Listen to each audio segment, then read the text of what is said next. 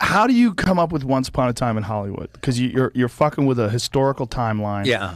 Here, I mean, and it's very satisfying and very exciting. Well, I worked on that piece for about 8 years because I wasn't in any hurry of getting it done. So I think I was actually either I was in no, I wasn't in Austin. I was in London doing promotion work on Death Proof when I think I wrote the first two things on Once Upon a Time in Hollywood, and it was actually written in book form then. I wasn't trying to turn it into a movie, and it was written in prose form, and then I kind of discovered who the characters were, and I liked the idea of using this Hollywood knowledge I had that I could pour it into a story. And then so what I would do is, so it started writing, it became book form, then it became play for a little bit, and then it kind of metamorphosized into a script. And then in between projects, it's what I would do to get myself back into writing again. And just sort of like syphilis, just kind of, not syphilis, the guy who pushed the rock up the hill. Sisyphus? Sisyphus, yeah. Is that what it is? Yeah.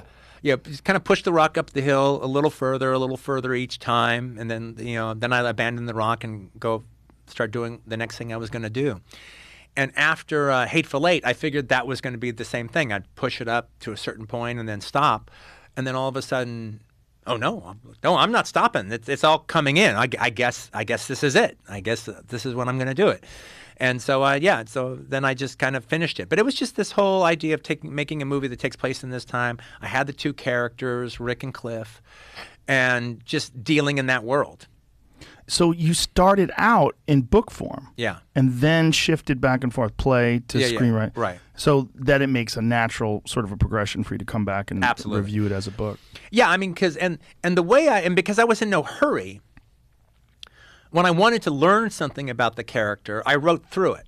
So it was always easy to put like Marvin, the agent, Marvin and Rick together, and then they could talk out any issues about his career. They could talk out any problems Rick had, just as a form of that dialogue. Like, for instance, in the book, it's not in the movie, in the book, when Rick finishes his Lancer episode, James Stacy, the character that Timothy Oliphant played, is, hey, Rick, after work, you want to go grab a drink?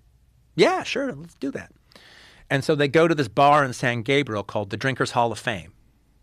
Now, that bar existed in 1969 because my dad was a piano bar musician, my stepdad. He was a piano bar musician, and he used to play at that bar. And so I wrote like a 20-page scene of Rick and Cliff and James Stacy going to this bar, and they meet another actor that was a friend of my dad's, and my dad is even in the scene. He's the piano bar musician. They even bring me up. Rick gets an autograph for me because I'm a fan of 14 Fists of McCluskey. And so it all plays out, and it's like 20 pages, and it explains a lot, and it's really cool. Okay, well, I didn't even bother to type that up. I mean, that's not going to make the movie. What, in the third act, a 20-minute scene where they go to a bar and shoot the shit for 20 minutes? That's not going to make the movie. But it was rewarding writing it.